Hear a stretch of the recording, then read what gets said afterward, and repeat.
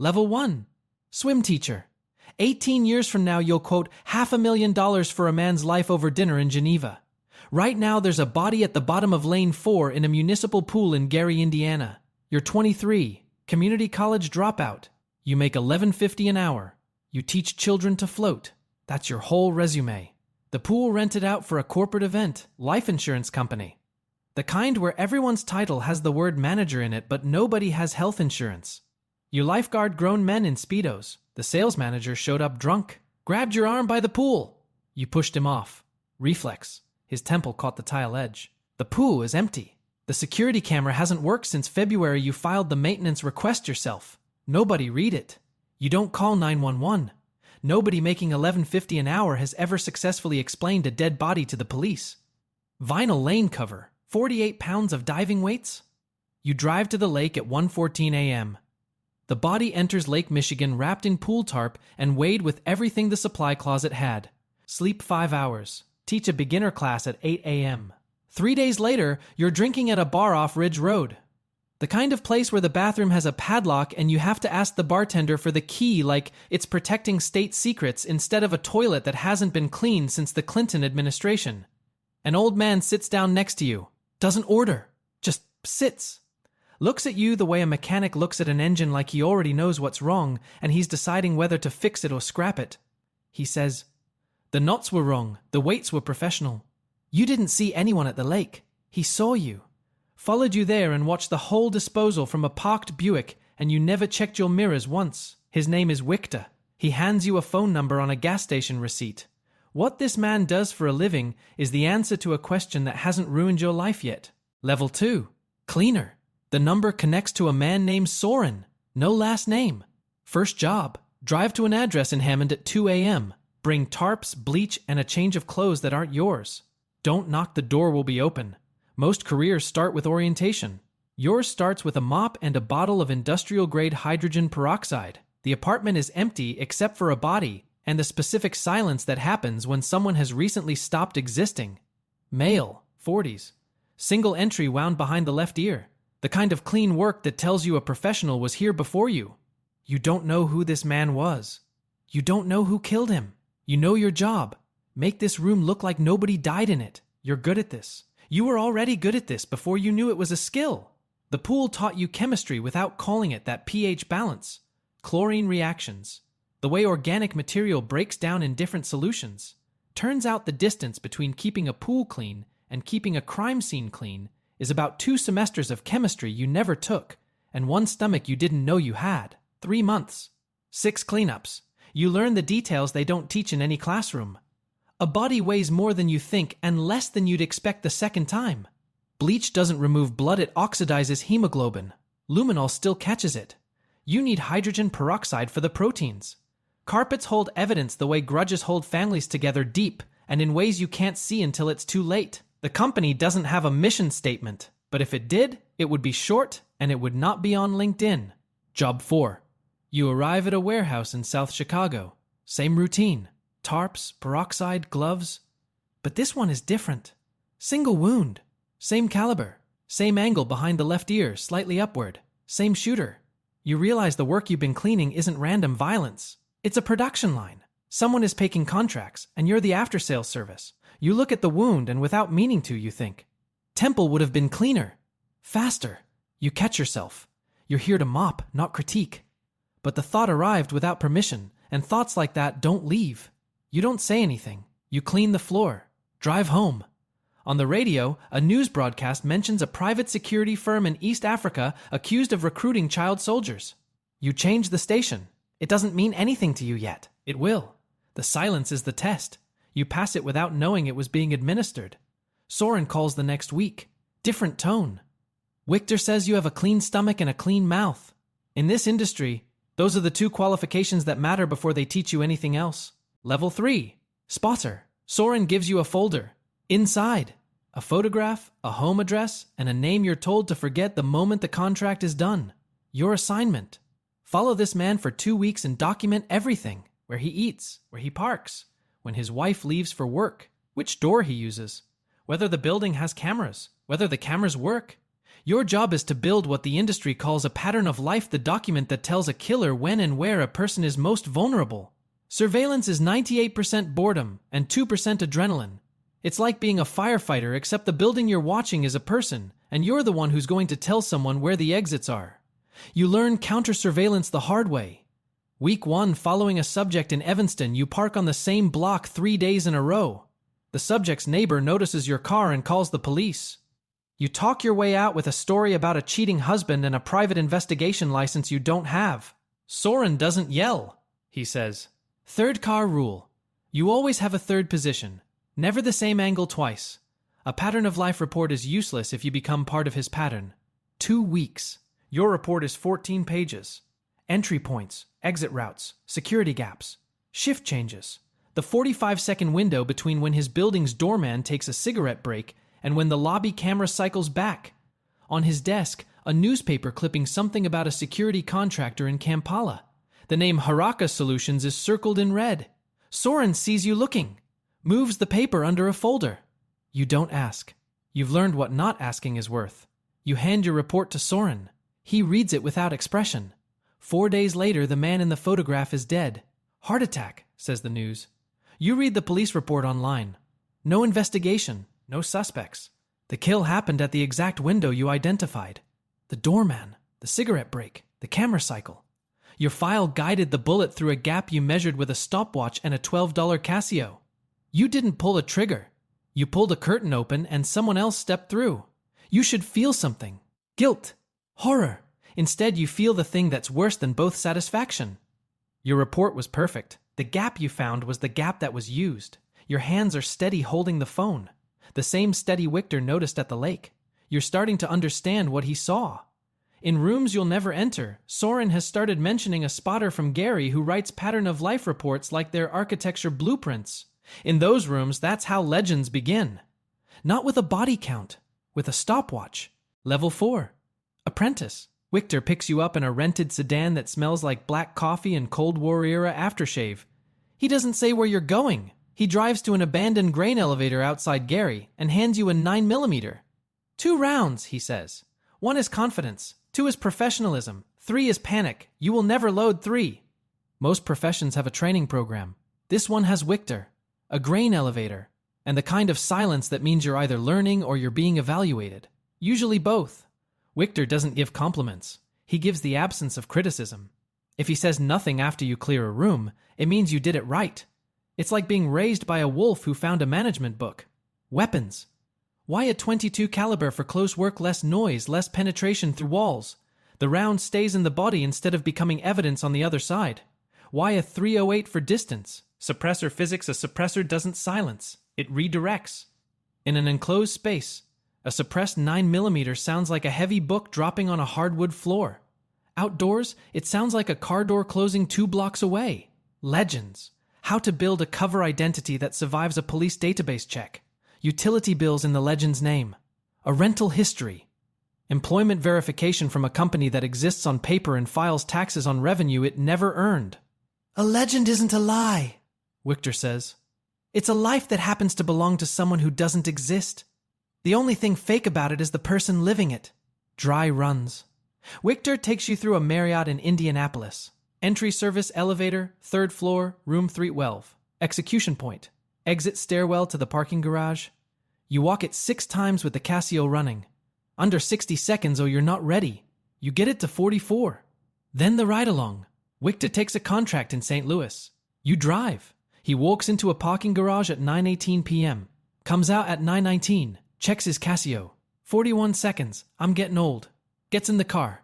You drive south. He doesn't mention it again. 3 months later, Soren calls. Direct line. There's a situation in Chicago. This one doesn't come back to the table. He pauses. Victor says you're ready. You go home. Sit in your apartment. Good water pressure now. Rent paid through spring. You think about the sales manager in Lake Michigan. That was a reflex. This would be a choice. You call at 10:30 p.m. 1 word. When? Level 5. Contract killer. 9 days watching a man named Ralph Keane before you do anything. 44. Logistics broker. Lincoln Park. Jogs the lakefront at 6:15 a.m. Same route? Same Italian place every Wednesday. Tips exactly 18%. parks his BMW in the same underground garage every night. The stairwell door is propped open with a brick because the keycard reader's been broken for 2 weeks and nobody filed a maintenance request. You know about unfiled maintenance requests. They're how people die not from enemies, but from small neglects that stack until someone like you walks through the gap. Wednesday, 10:40 p.m. Stairwell, latex gloves. The 9mm same model Victor trained you on. 2 rounds loaded. You hear his voice. 1 is confidence, 2 is professionalism. Keen parks. Opens his door. The recognition takes less than a second the moment a man's brain processes that you are not a neighbor, not a stranger, but a category. 2 rounds. Center mass. He falls against the driver's side door. Car alarm. Stairwell. Street. The brick is still in the doorframe. 47 seconds. The Casio confirms. Weapon disassembly in your bathroom. Barrel off the Ashland Bridge into the Chicago River at 1:30 a.m. Slide into a construction dumpster in Pilsen. Frame mailed to a vacant address in Rockford, it'll sit in a dead letter bin until a postal worker throws it away in 6 months, which might be the most government thing that's ever happened to a murder weapon. Gloves burned. Clothes donated to a Goodwill 3 neighborhoods over. Someone will wear the jacket you killed a man in to a job interview. You think about that for 2 seconds and stop. 2 seconds is all this work allows. 40,000, half in a safety deposit box, half through a currency exchange as gambling winnings. Their entire business model is built on not asking questions. The Casio reads 1:47 a.m., the same watch that timed a body sinking into Lake Michigan, that clocked a doorman's cigarette break, that Victor used to teach you room clearing. It's now timing the distance between who you were and who you've become. The watch doesn't know the difference. You're not sure you do either. You check the exits before you check the fridge.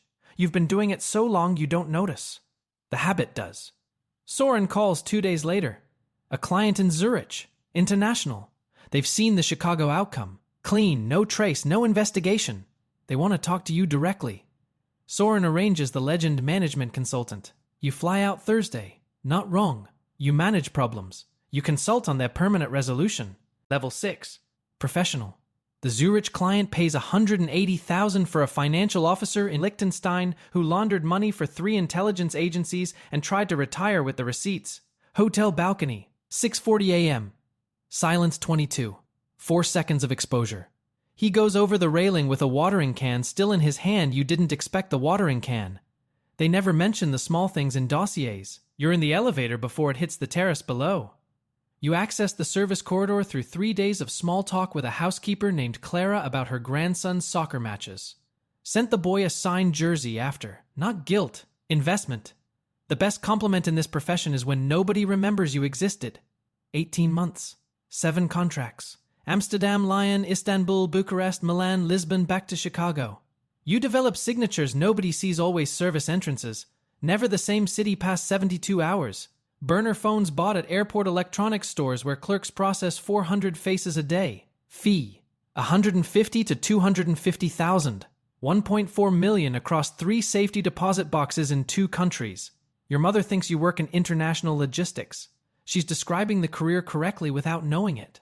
Then you get a contract you don't take. A journalist in Athens. 2 kids. Writes for a paper with a circulation you could fit in a high school gym. Not a threat and embarrassment to someone with money and bad judgment. The intermediary doubles the offer to 400,000. You say, I don't work embarrassment contracts. He finds someone else. The journalist publishes 3 months later. You check. She's alive. The fact that you checked is the point. The margin still exists. There's a Tuesday morning nowhere important where you watch the sun come up over Lake Zurich and remember teaching a woman named Diane to do a flip turn at the Gary Pool. She was 63, brought you pierogies every Thursday. You think about her sometimes. Just when light hits water a certain way, and you remember you used to make people's lives slightly better instead of considerably shorter. Prague goes clean, but the exfil doesn't. Driver on the wrong street. 7 minutes in a district with a 4-minute police response. You take the tram, a disassembled weapon in a laptop bag while a teenager next to you watches TikToks at full volume. The bag weighs 4 kilos more than a laptop should. You hold it on your lap like it's normal.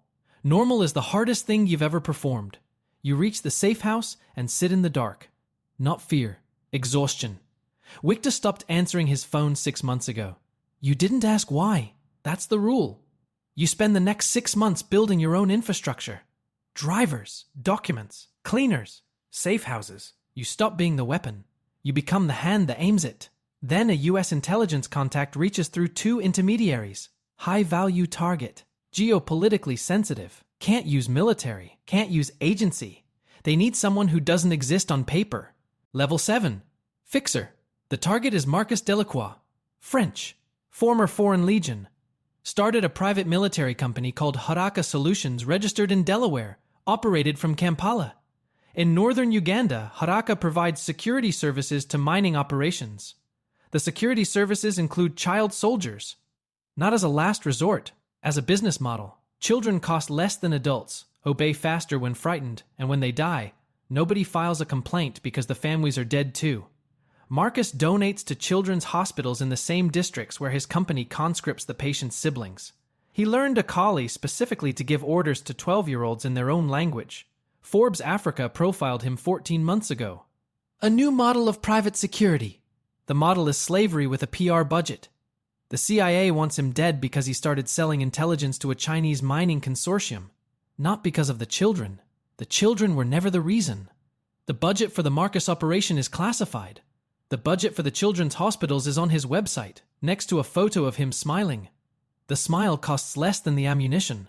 You read the dossier 3 times. Your Casio ticks on the desk. This one you do for free. You don't tell them that. You quote 500,000. The fixer model is already running. 6 months back, a defector in Belgrade selling signals intelligence to 3 buyers. You source an operator named Inga. She's better than anyone you've used and charges less because the market undervalues women in this field by roughly 30%, a fact that would generate a very passionate email in any industry that had an HR department. Safe house, documents, exit. Inga handles it in 9 hours. Your fee, 120,000. Hers, 200,000. You make less and carry none of the risk. You run 2 more contracts Lisbon, then Sao Paulo before the CIA call comes. Your name has traveled through networks you've never seen. In certain rooms in Zurich and Washington and Langley, you're not a person, you're a capability. The kid from the Gary municipal pool has become a unit of measurement for professional lethality. That's not a compliment. It's a trap disguised as one. The Marcus contract is something else. Uganda, jungle, militia territory. You need people who know the roads, who can source weapons locally without touching supply chains the CIA will monitor even as they're paying you. You need a crew. First time other people's lives depend on your planning, not your exits, your decisions. Level 8. Crew boss. You fly into Entebbe on a legend that identifies you as a water infrastructure consultant. Not wrong. You're about to dismantle some very specific plumbing. Crew meets at a hotel bar in Kampala. Joseph, XBMC Logistics, 12 years, knows every road between Kampala and the Sudanese border. Inga, Swedish NGO passport. Tamir, former Mossad signals, left the service because institutional loyalty is a pension plan for people without options. 2 brothers from Gulu who lost their parents to the LRA and spent a decade doing anti-militia intelligence for organizations that paid them in thanks. You pay them 30,000 each. They count the money without expression. People who've lost everything don't smile at cash. They verify it. 6 people in a hotel bar in Kampala planning a state-sanctioned assassination over Tusker beers. If anyone walked in, they'd see a team of NGO consultants having a strategy meeting. They wouldn't be entirely wrong. Marcus operates from 3 locations. Compound outside Gulu 37 armed and a perimeter you'd need an airstrike to crack. Kampala residents, too many civilians. But the lodge near Murchison Falls. Monthly dinners for arms dealers, mining executives, the occasional European diplomat who needs deniability the way other people need oxygen. Security runs light because his guests want safari, not a war zone. After dinner, Marcus drinks alone on a terrace overlooking the Nile. Same chair, same wine.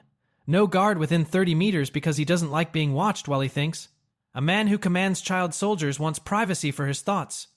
The brothers build a pattern of life across 2 dinner cycles. 8 guards, perimeter every 22 minutes. 3 cameras on the access road, none on the river. Window, 4 to 7 minutes. You're in Gulu sourcing a suppressed 308 and 2 sets of night optics from a dealer who sells to both sides of every conflict in the region, a business model that only works because his customers keep killing each other's referrals. You stop at a market. A boy, maybe 11, sells phone chargers from a cardboard box. His left hand is missing 2 fingers. Old wound. Healed smooth. The kind Marcus's operations produce the way a factory produces smoke. You buy a charger you don't need. He gives change in coins so worn the denomination is a guess. You sit in the truck for 4 minutes. You've killed 9 people for money. This one is the first where the money doesn't matter. Joseph calls Wednesday morning. Marcus is closing a deal selling the entire Haraka network to a Chinese mining consortium. If it closes, Marcus gets Chinese state protection. The CIA confirms. If the deal closes, the contract is void. 30 days of planning just became 72 hours. You brief the crew the way Victor would have. Short sentences. No questions at the end. Inga. 72 hours is enough if nothing goes wrong. You. Nothing ever goes wrong in 72 hours. Nobody laughs. By Saturday, either Marcus is dead or the children he conscripted become the property of a permanent member of the UN Security Council. Level 9. Syndicate operator. Saturday, 2:14 a.m. The Nile moves south and doesn't care what's happening on its banks. Inga and Tamir approach by water flat-bottom boat, motor killed 200 meters upstream, drifting on current. You're 3 kilometers south with Joseph monitoring comms. The brothers hold the access road. Marcus steps onto the terrace at 2:47 a.m. Wine glass. Same chair. Inga takes the shot at 140 meters. Suppress 308. 1 round. Marcus drops. The wine glass shatters on stone louder than the shot by a margin that almost kills everyone. Guard finds the body in 11 minutes instead of 30. Lockdown. Checkpoints in 20. You reroute dirt tracks navigated by Joseph from memory because GPS means a digital trail through a kill zone. Safe house outside Masindi at 5:50 a.m. You wire. Resolved. Reply. Acknowledged. 12 letters for a man's life. Government efficiency. Haraka Solutions issues a press release. Visionary leader and dedicated advocate for regional stability. The child soldiers in Marcus's network are absorbed by 3 other militia groups within the month. Nobody rescues them. Nobody was going to. The CIA pays. $500,000. 4 shell companies. Over 3 years you stop running operations and start managing them. Zurich, London, Washington. The violence is Inga's now. You've been promoted to the part of killing that wears a necktie. You sit in a Geneva restaurant and realize you've become the boardroom version of Marcus Cleaner Hands. Same math. You fund a youth swimming program in Gary through a foundation that doesn't carry your name. Your mother dies on a Tuesday in March. You fly home on a real passport for the first time in 6 years. She never learns what you do. That's the last gift you give her. You're 41. You pass the municipal pool. Through the window, a young instructor on deck, maybe 22, correcting someone's backstroke. His hands are steady. The specific kind of steady that gets noticed by the wrong people. You keep walking. The Casio reads 2:47 p.m. Same model. Replaced twice. The watch doesn't know what it's been timing. Pool chemicals. Hydrogen peroxide. Doorman cigarette breaks. A man's last second on a terrace above the Nile. That's the only innocent thing left on your wrist. Somewhere in this country, a kid with steady hands is watching the clock at the end of a shift and wondering if this is all there is.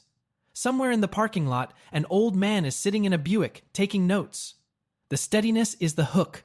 The steadiness is the trap. And the phone number is already written on the receipt. The story you just heard is fiction, but the fixers are real. The child soldiers in northern Uganda are real. And somewhere right now, a 22-year-old with calm hands and a $12 watch is about to get noticed by someone who doesn't teach swimming. If this one stayed with you, leave a thought below. Subscribe for more.